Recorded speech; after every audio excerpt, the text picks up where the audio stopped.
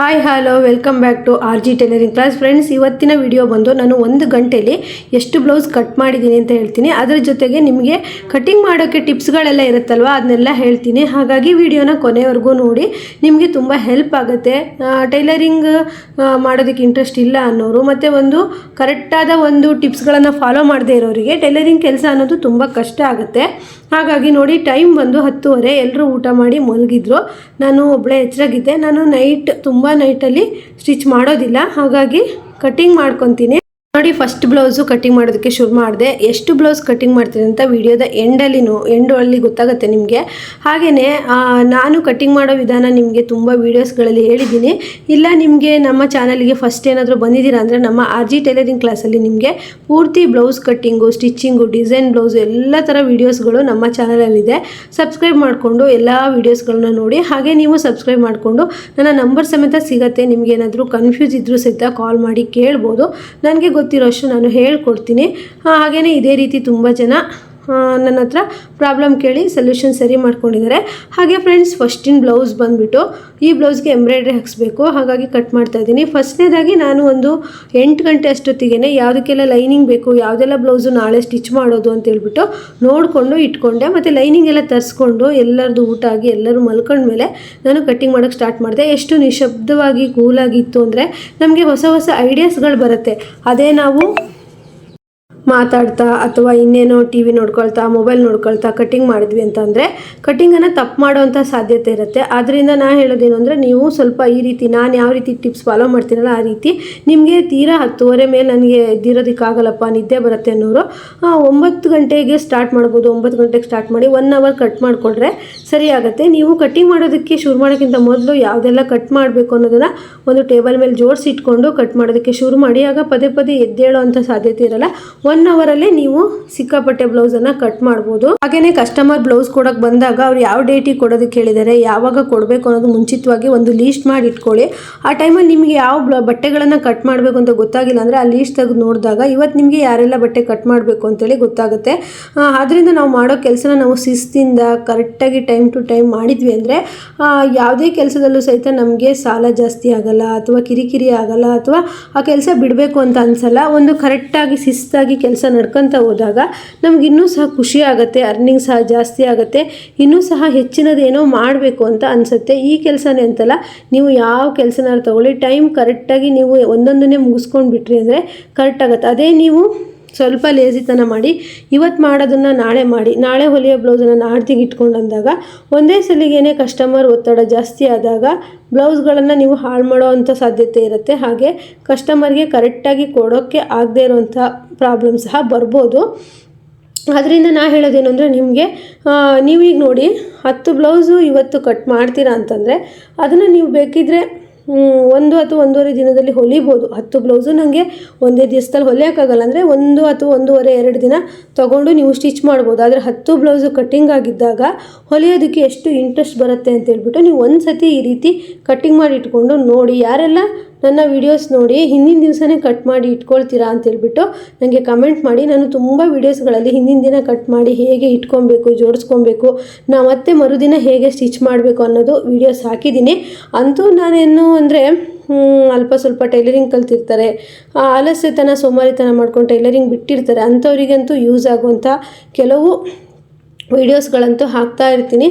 ಆದ್ದರಿಂದ ನೀವು ಏನಾದರೂ ನಿಮಗೆ ಡೌಟ್ಸ್ ಇದ್ದರೆ ನೀವು ಕಾಂಟ್ಯಾಕ್ಟ್ ಮಾಡಿ ಕೇಳ್ಬೋದು. ಹಾಗೆಯೇ ಫ್ರೆಂಡ್ಸ್ ನೋಡಿ, ನಾವು ಯಾವ ಕೆಲಸನಾದರೂ ಮಾಡಲಿ ಇಂಟ್ರೆಸ್ಟ್ ಅನ್ನೋದು ಇರಬೇಕು. ನಮಗೆ ಯಾರ್ದೋ ಬಲವಂತತೆಯಿಂದ ಅಥವಾ ಮನಸ್ಸಿಂದ ನಾವು ಕೆಲಸ ಮಾಡ್ತೀವಿ ಅಂದರೆ ಆ ಕೆಲಸನ ಹಾಳು ಮಾಡ್ತೀವಿ. ಹಾಗೆ ಆ ಕೆಲಸದಲ್ಲಿ ನಾವು ಒಂದು ಇಂಪ್ರೂವ್ಮೆಂಟ್ ಅನ್ನೋದೇ ಇರೋದಿಲ್ಲ. ಹಾಗೆ ನೀವು ಟೈಲರ್ ಕೆಲಸನ ನಾನು ಇನ್ನೂ ಹೆಚ್ಚು ಇಂಪ್ರೂವ್ಮೆಂಟ್ ಮಾಡ್ಕೊಬೇಕು, ನಾನು ಇನ್ನೂ ಹೆಚ್ಚಿನದಾಗಿ ಸ್ಟಿಚ್ ಮಾಡಬೇಕು, ನಾನು ನನ್ನ ಕಡೆ ಕಸ್ಟಮರ್ ತುಂಬ ಬರಬೇಕು ಅನ್ನೋದು ಏನಾದರೂ ನಿಮಗೆ ಗುರಿ ಇದ್ದರೆ ನಿಮ್ಮ ಗುರಿ ಕಡೆ ಅಷ್ಟೇ ಗಮನ ಕೊಡಿ. ಹೊಸದಾಗಿ ಕಲ್ತಿದ್ರೆ 2 ವರ್ಷ ನೀವು ಟೈಲರಿಂಗ್ ಕೆಲಸನೇ ಜಾಸ್ತಿ ಮಾಡಬೇಕಾಗತ್ತೆ. ಆಗ ಕಸ್ಟಮರ್ ಅನ್ನೋರು ಬರ್ತಾರೆ. ಹಾಗೆಯೇ ನಾನು ಹೇಳೋ ಪ್ರಕಾರ ನೀವು ನೈಟ್ ಟೈಮಲ್ಲಿ ತುಂಬ ಸ್ಟಿಚ್ ಮಾಡೋದಕ್ಕೆ ಹೋಗಬೇಡಿ. ಅನಿವಾರ್ಯ ಅಂತಂದರೆ ಸ್ಟಿಚ್ ಮಾಡಿ, ಅದೇ ನೀವು ಅಭ್ಯಾಸ ಮಾಡ್ಕೊಬಾರ್ದು. ಆ ಥರ ಮಾಡ್ಕೊಂಡಾಗ ನಮ್ಮ ಆರೋಗ್ಯದ ಮೇಲೆ ಆಗಿರ್ಬೋದು, ಮನೆ ಮೇಲೆ ಆಗಿರ್ಬೋದು ತುಂಬ ಸಮಸ್ಯೆಗಳಾಗುತ್ತೆ. ಆದ್ದರಿಂದ ತುಂಬ ಒಂದು 7 ಗಂಟೆ ತನಕ ಬಟ್ಟೆ ಸ್ಟಿಚ್ ಮಾಡಿ, 7 ಗಂಟೆ ನಂತರ ನೀವು ನೆಕ್ಸ್ಟ್ ಡೇಗೆ ಏನು ಸ್ಟಿಚ್ ಮಾಡಬೇಕು ಅನ್ನೋದ್ರ ಬಗ್ಗೆ ಯೋಚನೆ ಮಾಡಿ ಕಟ್ ಮಾಡಿ ಇಟ್ಕೊಳ್ಳಿ. ಯಾಕಂದರೆ ಟೈಲರಿಗೆ ಅಂದರೆ ಕೈ ತುಂಬ ಮೈ ತುಂಬನೂ ಕೆಲಸನೇ. ಆದ್ದರಿಂದ ಬರೀ ಸ್ಟಿಚಿಂಗ್ ಒಂದೇ ಅಲ್ಲ, ಕಟ್ಟಿಂಗ್ ಆಗಿರ್ಬೋದು, ಹುಕ್ಸು ರಿಂಗ್ಸು ಆಗಿರ್ಬೋದು, ಐರನ್ ಆಗಿರ್ಬೋದು, ಅಥವಾ ಯಾರ ಬಟ್ಟೆ ಎಷ್ಟೊತ್ತಿಗೆ ಕೊಡಬೇಕು ಅನ್ನೋದು ನೋಡಿಕೊಂಡು ತೆಗೆದಿಟ್ಕೊಳ್ಳೋದಾಗಿರ್ಬೋದು, ಲೈನಿಂಗ್ ತರೋದಾಗಿರ್ಬೋದು, ಇದೆಲ್ಲದೂ ಟೈಲರಿಂಗ್ ಕೆಲಸದಲ್ಲೇ ಬರುತ್ತೆ. ಆದ್ದರಿಂದ ನೀವು ರಾತ್ರಿ ಟೈಮಲ್ಲಿ ಸ್ವಲ್ಪ ಸ್ಟಿಚ್ ಮಾಡೋದನ್ನು ಕಡಿಮೆ ಮಾಡಿದಾಗ ಆರೋಗ್ಯ ಆಗಿರ್ಬೋದು, ಹಣಕಾಸಿನ ತೊಂದರೆ ಆಗಿರ್ಬೋದು, ಅಥವಾ ಇನ್ನೂ ಬೇರೆ ಬೇರೆ ಕಿರಿಕಿರಿ ಸಮಸ್ಯೆ ಆ ಥರ ಎಲ್ಲ ಆಗೋದು ನಿಲ್ಲತ್ತೆ. ಬೇಕಾದ್ರೆ ನೋಡಿ, ಕ್ರಮೇಣ ನೀವು ಅದನ್ನು ಫಾಲೋ ಮಾಡ್ಕೊತ ಬನ್ನಿ. ಹಾಗೆಯೇ ನಾವು ಕಟ್ಟಿಂಗ್ ಮಾಡುವಾಗ ಸ್ಪೀಡಾಗಿ ಕಟ್ಟಿಂಗ್ ಹೇಗಾಗುತ್ತೆ ಅಂದರೆ, ನಾನು ಸ್ಪೀಡಾಗಿ ಕಟ್ಟಿಂಗ್ ಮಾಡಬೇಕು. 1 ಅವರಲ್ಲಿ ಒಂದು 10 ಬ್ಲೌಸ್ ಅಂತೂ ನಾನು ಕಟ್ ಮಾಡಬೇಕು ಅಂದರೆ ನೀವು ಆದಷ್ಟು ಒಬ್ಬರೇ ಇರೋವಂಥ ಟೈಮಲ್ಲಿ ಕಟ್ಟಿಂಗ್ ಮಾಡೋದಕ್ಕೆ ಕೂತ್ಕೊಳ್ಳಿ. ಅಂದರೆ ನಾವು ನಮ್ಮ ಮೈಂಡು ಇನ್ನೇನೇನೋ ಯೋಚನೆ ಮಾಡ್ಕೊತ, ಇನ್ನೇನೋ ಬಗ್ಗೆ ಮಾತಾಡ್ಕೊತ, ಇನ್ನೇನೋ ಮಾಡ್ತಾ ನಾವು ಕಟ್ಟಿಂಗನ್ನು ಮಾಡಿದ್ರೆ ಕಟ್ಟಿಂಗು ಹಾಳು ಮಾಡ್ತೀವಿ ಮತ್ತು ಲೇಟ್ ಆಗುತ್ತೆ ಕಟ್ಟಿಂಗು. ಬೇಕಾದರೆ ನೋಡಿ, ನೀವು ರೀಲ್ಸ್ಗಳನ್ನ ನೋಡ್ಕೊತ ಕಟ್ ಮಾಡಿ, ನಿಮಗೆ ಬ್ಲೌಸ್ಗಳು ಎಷ್ಟು ನಿಧಾನ ಆಗ್ತಾವೆ ನೋಡಿ. ಹಾಗೆಯೇ ಏನಾದರೂ ಒಂದು ಮರ್ತಿರ್ತೀರ, ಕಸ್ಟಮರು ಬ್ಲೌಸು ತೋಳು ಉದ್ದ ಮಾಡು ಅಥವಾ ಮೈ ಉದ್ದ ಮಾಡು, ಫಿಟ್ಟಿಂಗ್ ಹಂಗೆ ಮಾಡು ಹಿಂಗೆ ಮಾಡು ಅಂದಿರ್ತಾರೆ, ಅದನ್ನು ನೀವು ತಪ್ಪು ಮಾಡ್ತೀರಾ. ಆದ್ದರಿಂದ ನಾ ಹೇಳೋದೇನು ಅಂದರೆ, ಆದಷ್ಟು ನೀವು ಒಬ್ಬರೇ ಸೈಲೆಂಟ್ ಇರುವಂಥ ಟೈಮಲ್ಲಿ ಕಟ್ ಮಾಡಿ. ಹಾಗೆಯೇ ಒಂದೇ ಅಳತಿದ್ದು 2 ಬ್ಲೌಸ್ ಕೊಟ್ಟಿದ್ರು ಅಂದರೆ ಒಂದನ್ನು ಕಟ್ ಮಾಡಿಕೊಂಡು ಮತ್ತೆ ಇನ್ನೊಂದ್ರ ಮೇಲೆ ಟ್ರೇಸನ್ನು ಮಾಡ್ಕೊಳ್ಳಿ. ಈ ರೀತಿ ಸ್ವಲ್ಪ ಐಡಿಯಾಸ್ಗಳನ್ನು ಉಪಯೋಗಿಸ್ಬಿಟ್ಟು ಕಡಿಮೆ ಟೈಮಲ್ಲಿ ಜಾಸ್ತಿ ಅರ್ನಿಂಗ್ಸ್ ಮಾಡೋದನ್ನು ನೋಡಬೇಕು. ಯಾಕಂದರೆ ಕೆಲವೊಂದು ಸರಿ ಏನಾಗುತ್ತೆ ಅಂದರೆ, ಇಡೀ ದಿನ ಸ್ಟಿಚ್ ಮಾಡ್ತಾ ಇರ್ತಾರೆ, ವರ್ಷ ಪೂರ್ತಿ ಸ್ಟಿಚ್ ಮಾಡ್ತಾ ಇರ್ತಾರೆ, ಆದರೆ ಏನೂ ಸಹ ಇಂಪ್ರೂವ್ಮೆಂಟ್ ಇರೋಲ್ಲ. ಯಾಕಂದರೆ ಅವರಿಗೆ ಐಡಿಯಾಸ್ ಅನ್ನೋದೇ ಇರೋದಿಲ್ಲ. ಎಷ್ಟು ಅಮೌಂಟ್ ಬರುತ್ತೆ, ಎಷ್ಟು ಅಮೌಂಟ್ ಹೋಗುತ್ತೆ, ಏನಾಗುತ್ತೆ, ನಾನು ಎಷ್ಟು ಬ್ಲೌಸ್ ಇವತ್ತು ಹೊಲಿದೆ, ಅದು ಯಾವುದು ಲೆಕ್ಕಾಚಾರ ಇಲ್ಲ. ಒಟ್ಟು ಹೊಲಿತಿರ್ತಾರೆ, ಆ ದುಡ್ಡನ್ನು ಖರ್ಚು ಮಾಡ್ತಾ ಇರ್ತಾರೆ. ಹಾಗೆಯೇ ಹೊಸ ಡಿಸೈನ್ಗಳು ಸಹಿತ ಏನು ಟ್ರೈ ಮಾಡಿದೆ, ಬರೀ 150, 200 ಈ ರೀತಿ ಬ್ಲೌಸನ್ನು ಹೊಲ್ಕೊಟ್ಟು ಅರ್ನಿಂಗ್ಸ್ ಅನ್ನೋದು ತುಂಬ ಕಡಿಮೆ ಮಾಡ್ತಾ ಇರ್ತಾರೆ. ನಾನು ಹೇಳೋದು, ನೀವು ಟೈಲರ್ ಆದರೆ ಏನೂ ಕಲಿಬಿಡಿ, ಒಂದು ಸ್ವಲ್ಪ ಹೆಚ್ಚೆಚ್ಚು ಏನಾದರೂ ಎಕ್ಸ್ಟ್ರಾ ಹೊಲಿಯೋ ಅಂಥದ್ದನ್ನು ಸ್ವಲ್ಪ ಟ್ರೈ ಮಾಡಿ ಕಲೀರಿ. ಯಾಕಂದರೆ ಶಾಪಲ್ಲಿ ಕೆಲಸ ಮಾಡೋರಿಗೆ ತುಂಬ ಒತ್ತಡ ಇರುತ್ತೆ. ಹೆಂಗಂದರೆ ನೀವು ಸ್ಟಿಚ್ ಮಾಡೇ ಕೊಡಬೇಕು, ಈ ರೀತಿಯೇ ಸ್ಟಿಚ್ ಮಾಡಿಕೊಡ್ಬೇಕು ಅಂತ ಸ್ವಲ್ಪ ಪ್ರೆಷರ್ ಹಾಕ್ತಾರೆ. ಹಾಗಾಗಿ ಅವ್ರು ಏನೋ ವಸ್ತು ಕಲ್ತು ಬಿಡ್ತಾರೆ, ಅಂದರೆ ಕಸ್ಟಮರಿಗೋಸ್ಕರ ಆದರೂ ಕಲ್ತು ಬಿಡ್ತಾರೆ. ಮನೆಯಲ್ಲಿ ಸ್ಟಿಚ್ ಮಾಡೋರಿಗೆ ಹೇಗಂದರೆ, ನೀವು ಏನಾದರೂ ಹೊಸ ಫ್ಯಾಷನ್ ಸ್ಟಿಚ್ ಮಾಡಿ ನೀವೇ ಹಾಕ್ಕೊಂಡ್ರಿ ಅಥವಾ ನಿಮ್ಮ ಅಕ್ಕಪಕ್ಕದ ಮನೆಯವರೇ ಹಾಕ್ಕೊಂಡ್ರು ಅಂದರೆ ಅದನ್ನು ನೋಡಿ ಕೊಡ್ತಾರೆ. ಮನೇಲಿ ಸ್ಟಿಚ್ ಮಾಡೋರಿಗೆ, ಅಂಗಡಿಯಲ್ಲಿ ಸ್ಟಿಚ್ ಮಾಡೋರಿಗೆ ಆಗಲ್ಲ.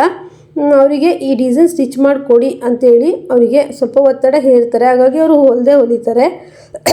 ಹಾಗೆ ಫ್ರೆಂಡ್ಸ್, ನಾನು ಹೇಳೋದು, ನೀವು ನೆಕ್ಸ್ಟ್ ಡೇ ತುಂಬ ಇಂಟ್ರೆಸ್ಟಿಂದ ಕೆಲಸ ಮಾಡಬೇಕು. ಈಗ ನೋಡಿ, 10 ಬ್ಲೌಸ್ ನಾನು ಇವಾಗ ಸಂಜೆ ಕಟ್ ಮಾಡಿ ಇಟ್ಕೊಂಡಿದ್ದೀನಪ್ಪ, ನಾಳೆ ಬೆಳಗ್ಗೆ ಎಲ್ಲ ಕೆಲಸ ಮುಗಿಸ್ಕೊಂಡು ಸ್ಟಿಚ್ ಮಾಡೋದಕ್ಕೆ ಅಂತ ಕೂತ್ಕೊಳ್ಳೋ ಅಷ್ಟೊತ್ತಿಗೆ 10 ಬ್ಲೌಸು ಕಟ್ ಮಾಡಿರೋದು ನೋಡಿ, ಅದಿಷ್ಟು ಹೊಲಿಬೇಕು ಅನ್ನೋ ಮನಸ್ಸು ಬಂದೇ ಬರುತ್ತೆ. 10 ಇಲ್ದಿದ್ರು ಫ್ರೆಂಡ್ಸ್ 5 ಬ್ಲೌಸ್ ಆದರೂ ಕಟ್ ಮಾಡಿ ಇಟ್ಕೊಳ್ಳಿ. ನೆಕ್ಸ್ಟ್ ಡೇ ನೋಡೋಣ ಹೇಗಾಗುತ್ತೆ ಅಂತ.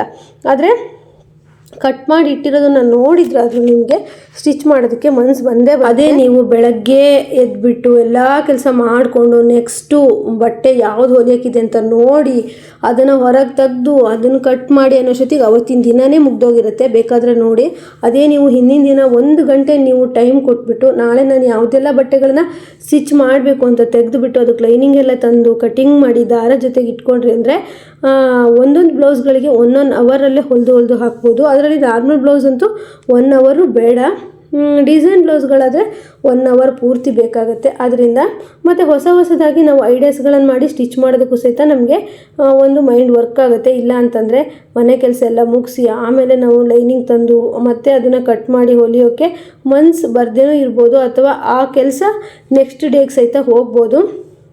ಆದರೆ ನಾನು ಎಲ್ಲರಿಗೂ ಹೇಳೋದಿಷ್ಟೇ, ನೀವು ಬೇಕಿದ್ದರೆ ಸ್ಟಿಚ್ ಮಾಡೋ ಟೈಮಲ್ಲಿ ಬೇರೆ ಎಕ್ಸ್ಟ್ರಾ ಟೈಮಲ್ಲಿ ಮೊಬೈಲ್ ಎಷ್ಟಾದರೂ ನೋಡಿ, ಕಟ್ಟಿಂಗ್ ಮಾಡೋ ಟೈಮಲ್ಲಿ ಮಾತ್ರ ಕಟ್ಟಿಂಗ್ ಕಡೆ ಗಮನ ಕೊಟ್ಟು ಕಟ್ಟಿಂಗ್ ಮಾಡಿ. ಯಾಕಂದರೆ ಎಷ್ಟೊಂದು ಈಗ ಎಡವಟ್ಗಳು ಮಾಡ್ಕೊಳ್ತಾರೆ ಬ್ಲೌಸಲ್ಲಿ. ಅಂದರೆ ಕೆಲವು ಕಸ್ಟಮರು ತುಂಬ ಜೋರಿರ್ತಾರೆ, ಚಿಕ್ಕ ಪುಟ್ಟ ಮಿಸ್ಟೇಕ್ ಆದರೂ ಸಹಿತ ಸೀರೆನೂ ಬೇಡ ಬ್ಲೌಸು ಬೇಡ ದುಡ್ಡು ಹೊಡಿ ಅಂತ ಹೇಳ್ತಾರೆ. ಆದ್ದರಿಂದ ಸ್ವಲ್ಪ ನಾವು ಬೇರೆಯವ್ರ ಬಟ್ಟೆ ಮೇಲೆ ಬಟ್ಟೆನ ಸ್ಟಿಚ್ ಮಾಡೋದ್ರಿಂದ ಸ್ವಲ್ಪ ನಿಮ್ಮ ಒಂದು ಏನಿರುತ್ತೆ ಇಂಟ್ರೆಸ್ಟ್ ಅನ್ನೋದು ಅದ್ರ ಮೇಲೇ ಇರಬೇಕು. ಅದರಲ್ಲೂ ಇವಾಗ ಕಲ್ತಂತಹ ಬಿಗಿನರ್ಸ್ ಅಂತೂ ತುಂಬ ಕಾಳಜಿಯಿಂದ ಇಂಟ್ರೆಸ್ಟಿಂದ ಕಸ್ಟಮರ್ ಬಟ್ಟೆನ ಸ್ಟಿಚ್ ಮಾಡಬೇಕು. ಯಾಕಂದರೆ ಅವ್ರು ಏನಾದರೂ ಬ್ಲೌಸನ್ನು ಹಾಳು ಮಾಡಿದ್ರು ಅಂದರೆ ಏನೋ ಕಟ್ ಮಾಡೋಕ್ಕೆ ಹೋಗಿ ಏನೋ ಆಯಿತು ಅಂದರೆ ಅವರಿಗೆ ಸರಿ ಮಾಡೋ ಅಂತಹ ಒಂದು ಗೊತ್ತಿರೋದಿಲ್ಲ ಯಾವ ಥರ ಅಂತ. ಈಗ ನಾವೆಲ್ಲ ಹೇಗಂದರೆ ಅಕಸ್ಮಾತ್ ನಾವು ಕಟ್ಟಿಂಗ್ ಮಾಡೋ ಟೈಮಲ್ಲಿ ಏನಾದರೂ ಅಥವಾ ಸ್ಟಿಚಿಂಗ್ ಮಾಡೋ ಹೊಸದಾಗಿ ಹೊಲಿಯೋವಂಥ ಬಟ್ಟೆಗಳೀಗ ಹೊಸದೇನೋ ಡಿಸೈನ್ ಕೊಟ್ಟಿರ್ತಾರೆ, ಅದನ್ನು ಟ್ರೈ ಮಾಡೋ ಟೈಮಲ್ಲಿ ಏನಾದರೂ ಸ್ವಲ್ಪ ಮಿಸ್ಟೇಕ್ ಆದರೆ ಅದನ್ನು ನಾವು ಇನ್ನೊಂದು ಥರ ಡಿಸೈನ್ ಆಗಿ ಕನ್ವರ್ಟ್ ಮಾಡ್ತೀವಿ. ಆದರೆ ಹೊಸದಾಗಿ ಕಲ್ತಿರೋರಿಗೆ ಆ ರೀತಿ ಬರೋದಿಲ್ಲ. ಯಾಕಂದರೆ ನಮ್ಮ ಹತ್ರನೇ ಒಬ್ಬರು ವ್ಯೂವರ್ಸು ಶೋಲ್ಡರ್ ಹತ್ರ ಅಂದರೆ ಭುಜದ ಹತ್ರ ಕಟ್ ಮಾಡೋದಕ್ಕೆ ಹೋಗಿ ಜಾಸ್ತಿ ಕಟ್ ಮಾಡಿಬಿಟ್ಟಿದ್ದಾರೆ.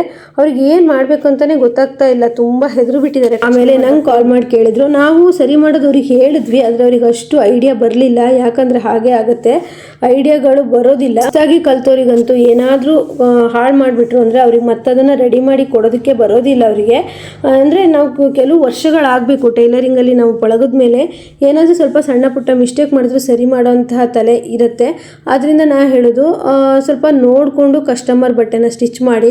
ನಿಮಗೆ ಕಸ್ಟಮರ್ ಜಾಸ್ತಿ ಬರಬೇಕು ಅನ್ನೋ ಆಸೆ ಇದ್ದರೆ, ನಾನು ಸಹ ಜಾಸ್ತಿ ಅರ್ನಿಂಗ್ಸ್ ಮಾಡಬೇಕು, ನನಗೆ ಎಲ್ಲ ಸೀಸನಲ್ಲೂ ಬಟ್ಟೆ ಅಂದರೆ ರಾಶಿ ಇರಬೇಕು ಅನ್ನೋದಿದ್ದರೆ ಸ್ವಲ್ಪ ವರ್ಷ ಕಷ್ಟಪಡಿ. ಆಮೇಲೆ ನಿಮಗೆ ಕಸ್ಟಮರು ನೀವು ಬಟ್ಟೆ ಹೊಲಿದಿರೋದು ಕರೆಕ್ಟ್ ಆಯಿತು ಅಂದರೆ ಅವರು ನಿಮ್ಮನ್ನು ಬಿಟ್ಟು ಬೇರೆ ಎಲ್ಲೂ ಹೋಗೋದಿಲ್ಲ. ಅವರು ನಿಮ್ಮನ್ನು ಬಿಟ್ಟು ಬೇರೆ ಎಲ್ಲೂ ಹೋಗಲ್ಲ. ಅಂದರೆ ಸಣ್ಣ ಪುಟ್ಟ ಮಿಸ್ಟೇಕನ್ನು ಅವರು ಅಡ್ಜಸ್ಟ್ ಮಾಡ್ಕೊಳ್ತಾರೆ. ನೀವು ಸ್ವಲ್ಪ ಲೇಟಾಗಿ ಕೊಟ್ಟರು ಅಥವಾ ಸಣ್ಣ ಪುಟ್ಟ ಲೂಸು ಟೈಟು ಏನೇ ಆದ್ರೂ ನೀವೇ ಇರಲಿ ಅಂತ ಅವ್ರಿಗೆ ಅನಿಸುತ್ತೆ. ಅಂದರೆ ನಿಮ್ಮ ಕೆಲಸ ಅವರಿಗೆ ಹಿಡಿಸಿರುತ್ತೆ. ಆದ್ದರಿಂದ ಹೊಸದಾಗಿ ನೀವು ಬಟ್ಟೆ ಹೊಲ್ಕೊಡ್ತಿದ್ದೀರಾ ಅಂದರೆ ಅಬ್ಸರ್ವ್ ಮಾಡೋಂಥ ಕಸ್ಟಮರು ತುಂಬ ಅಬ್ಸರ್ವ್ ಮಾಡ್ತಾರೆ.